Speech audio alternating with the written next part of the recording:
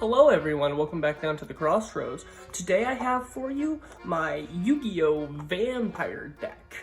It is a very early on deck of mine that I continued to work on as the time went by. I think this was probably like my 4th or 5th deck, somewhere in there.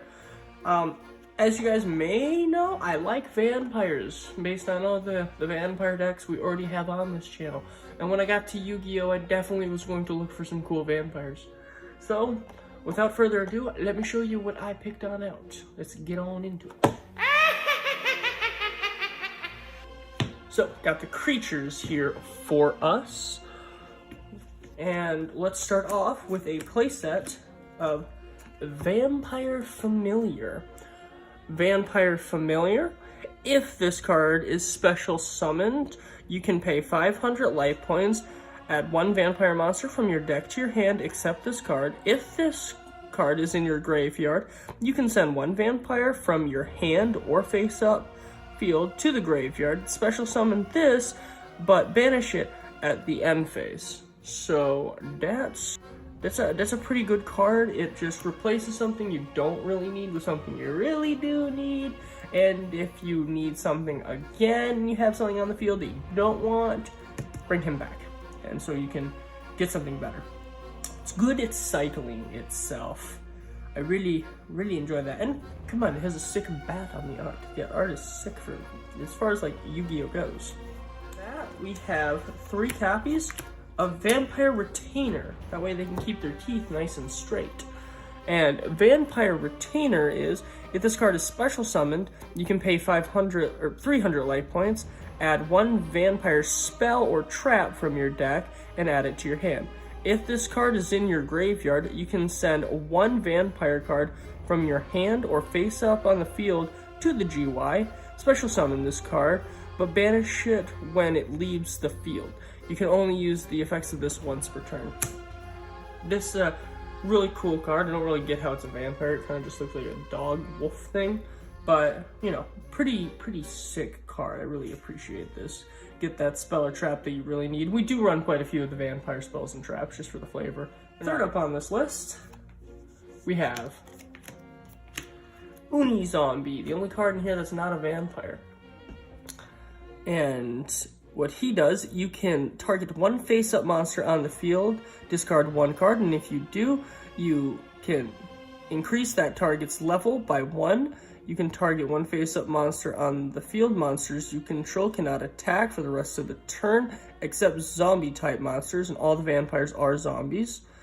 Also, send 1 zombie monster from your deck to the graveyard, and if you do, increase that target's level by 1. You can only use each of these effects once per turn. Now, this is quite nice for increasing levels because we run a lot of Xyz monsters, and they're going to benefit from making it easier to get them out, as obvious as that sounds, and this little guy helps us do that. Next up, we have 2 copies of Vampire Sorcerer. We need 2, I think. And look at that art real quick. I love that. Kind of reminds me of the Vampire Master. We don't run Vampire Overlord or Lord, I think it is. I can't remember, but we don't run him because he's a little niche. But Vampire Sorcerer. If this card is in your possession is sent to the graveyard by an opponent's card, you can add 1 dark vampire monster or 1 vampire spell or trap from your deck to your hand. You can banish this card from your graveyard. 1 dark vampire monster you normal summoned this turn can't be summoned without tributing. Okay, I don't totally understand that one, to be honest, but pretty beefy boy at like 15 for 4, that's not terrible, and it does help cycle even more. You get more access to your spells and traps. The deck is, like I said, very good at doing that. So that is that guy. Next, we have 2 copies, my bad, this is 3 copies of Vampire Fraudline. When a monster declares an attack, you can special summon this card from your hand in defense position. You can only use this effect of Vampire once per turn. Once per battle, if your zombie monster battled an opponent's monster during the damage calculation, quick effect. You can pay life points in multiples of 3,000. Your battling monster gains that much attack during the damage calculation only. At the end of battle, if this card was destroyed, destroys any monster by battle, you can special summon them from the graveyard onto your field, which is really nice. Once again, these cards have some confusing effects. When we first started playing this deck, we kept playing it wrong, which kind of turned the deck off from us because it is a wee bit on the confusing side. But once again, pretty decent. I like this card. I love the character on it, the little umbrella and everything. Looks really nice. And next on our list of bloodsuckers, we have Vampire Crimson. Not everyone was running this card, so maybe you might want to just not with this one. But what he does is, if a monster you control would be destroyed by battle or an opponent's card effect, you can pay 1,000 life for each monster that would be destroyed. You must protect all monsters that would be destroyed if you use this effect. At the end of battle, if this card destroyed an opponent's monster by battle, you can special summon them from the graveyard to the field. So, just pay a ton of life points, have this guy go in and destroy something, and then you get those guys back, which is pretty nice for your big guys. You don't want to have them totally die immediately, and this can protect them even after the deed has already been done. Next up, Vampire Baron, or Red Baron, my bad, not to confuse him with Blue Baron or heaven forbid Green Baron.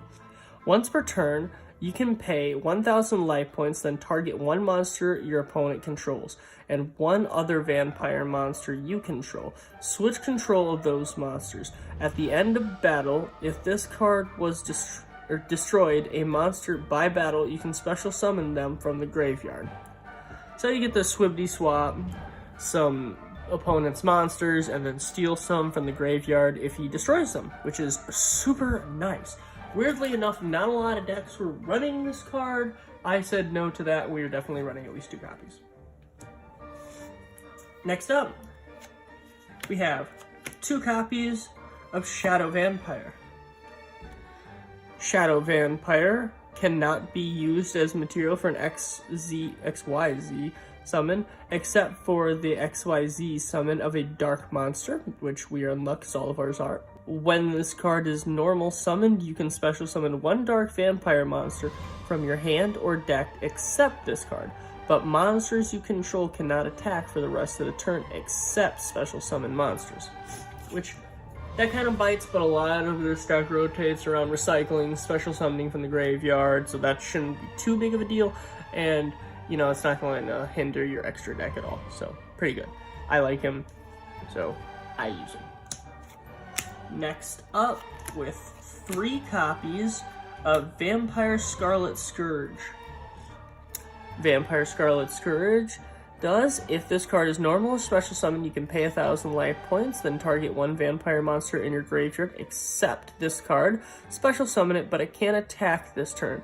You can only use each of the effects of this card once per turn at the end of battle. If this card destroyed a monster by battle, you can special summon them from the graveyard to your field, which is nice. Kind of combines this and this for us in one nice, cool little creature. He's just a little harder to summon, but, you know, definitely worth it. Last up for the creatures, we have Vampire Vamp. And Vampire Vamp, our boss monster, once per turn. When this card or a vampire monster is normal summoned to your field, you can target one face-up monster your opponent controls whose attack is higher than this card. Equipped it to this card. The card gains attack equal to the combined original attack of the monster equipped to it by this effect. If this card is sent to the graveyard while equipped with a card by this effect, special summon this card. So we're going to steal and we're going to get a huge buff.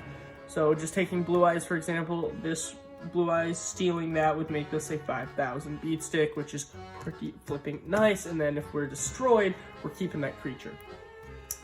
Okay, guys. Well, that's it for the creature or monsters. Let's get on into the spells. Alright, got the spells. We're going to start off with 2 copies of Vampire Desire. Activate one of these effects, target one face-up monster you control, send one vampire monster from your deck to the graveyard with a different level from that monster. If you do, the target monster becomes the level of the sent monster in the graveyard until end of turn. That's going to help with the Xyz monsters. Target one vampire monster in your graveyard and one monster you control to the graveyard, and if you do, special summon the targeted monster. You can only activate this once per turn. So, we target something on the field, special summoning something from the graveyard, extremely good. If we can get like our boss monster just in the graveyard, this is a good way to summon. Next up, we have 2 copies of Vampire's Domain. Oh my god, man, let's just stop for a second. This art is absolutely phenomenal. I love it. Once per turn, you can pay 500 life points. During your main phase this turn, you can special summon one monster in addition to your normal summon set. Even if this card leaves the field, you can gain this effect once per turn. Each time your vampire monster inflicts battle damage to your opponent, gain the same amount of life. This helps, because as you've seen, we are hurting ourselves. Our vampires are sad boys, and they're just chopping right into themselves. And this is going to help us get what we need in life. Now we have 2 Vampire Kingdoms. Zombie monsters gain 500 attack during the damage calculation only once per turn. When a card is sent from your opponent's deck to the graveyard, target one card on the field, send one dark vampire monster from your hand or deck to the graveyard, and if you do, destroy that target. So we're getting some targeted removal for them trying to set up their deck, which is going to be very helpful. Very, very helpful. And last up with the spells, we have 3 copies of Allure of Darkness, because I am basic, and if you're running dark creatures, you might as well have Pot of Greed. Draw 2 cards and discard 1 dark monster from your hand, or if you don't have any in your hand, send your entire hand to the graveyard. Either way, that's a pretty good effect, even if we have to get rid of our whole hand, because we have a bunch of effects. But honestly, I don't think we're going to have to do that, because all of our monsters are dark, so it's going to work out. It'll be fine. Alright, guys. And with that, we're done with the spells. Let's get on into our traps. Okay, trap cards acquired. We're going to start off with our 3 copies of Vampire Awakening. Special summon 1 vampire monster from your deck, but destroy it during the end phase of this turn. You can only activate 1 Vampire Awakening per turn. Now, this is actually really flipping good, because we could get something like our boss monster out real quick, do something with it, and then it just goes to the graveyard, and that's setup, baby. That is straight up setup for us to get it back later, have the effects where we just summon a monster from the graveyard. This is going to come in handy. This is a nice card. This is why it's a 3 of. Last up, for the cards of the main deck, we have Vampire's Dominion. Once again, amazing art. I love the bats. They're the same ones from the start. They look exactly the same. It's just great. And when a spell or trap card or monster effect is activated while you control a vampire monster, negate the activation. If you do, destroy that card. Then, if it was a monster card, gain life points equal to the original attack. You can only use one of this per turn. So this right here, nice. Get us a little bit of life, destroy a creature, negate things. This is nice. This is very good. Well, that's it for the main deck. Let's get on to our extra deck. Alright, the extra deck, or some people like to call it the real deck. Let's start off. No, I have, my bad, 2 of them. They were expensive when I bought them. 2 zombie monsters, so anything we have. If you would tribute a monster for a tribute summon, you can tribute a zombie monster your opponent controls, even though you don't control them. You can only use each of these following effects once per turn. You can target 1 monster in your opponent's graveyard, special summon it under your control in defense position, but it becomes a zombie monster. So, I don't know if that'll help or if that'll hurt. If a zombie monster special summon from either graveyard, draw 1 card. So this is going to net you some draw for doing what you're going to be doing anyway and special summoning from the graveyard. So, very, very Kinder Bueno. Now we have 3 copies of our newest extra deck monster. Love this. Looks pretty cool. It's nice that they got more of these. 2 monsters, including a zombie monster. So this is going to directly help with this because you can tribute one of their monsters and get this out if you want to.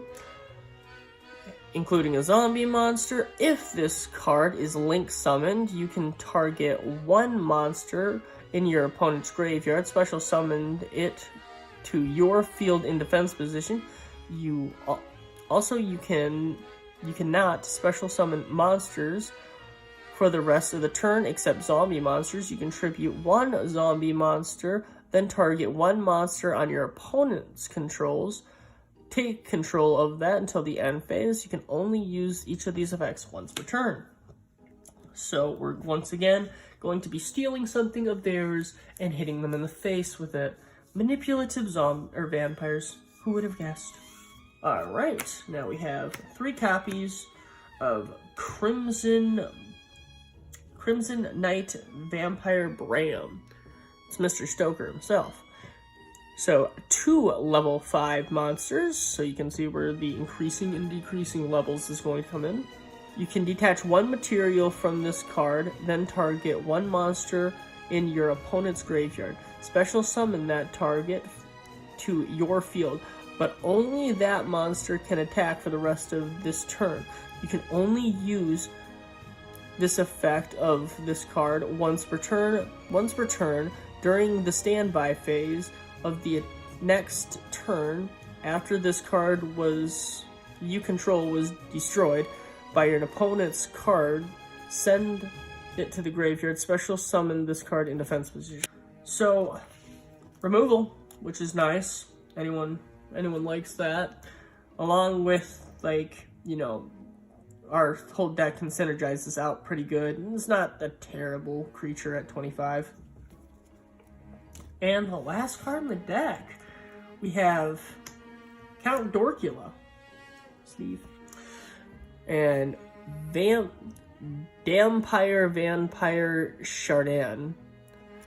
We're going to go ahead and baby read this because I know this is going to be a problem. If you use a monster with a level that is owned by your opponent for XYZ summon of this card, treat it as a level 6. Once per turn, you can detach material from this card that targets a card your opponent controls.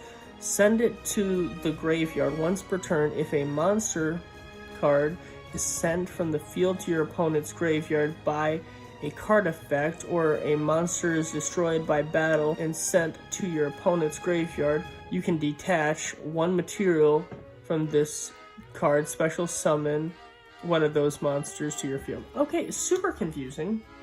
Worded just absolutely terribly, but you get to just, if an opponent sends stuff from the graveyard or this card destroys a creature on their field, you can steal it. That's pretty much what this is saying. Alright guys, well, that is the entire vampire deck for us. There's only really one last thing to do. Movie magic, people. Movie magic. Well, I hope you guys had yourself a merry little whatever. I will catch you on the next one. You guys have a good one.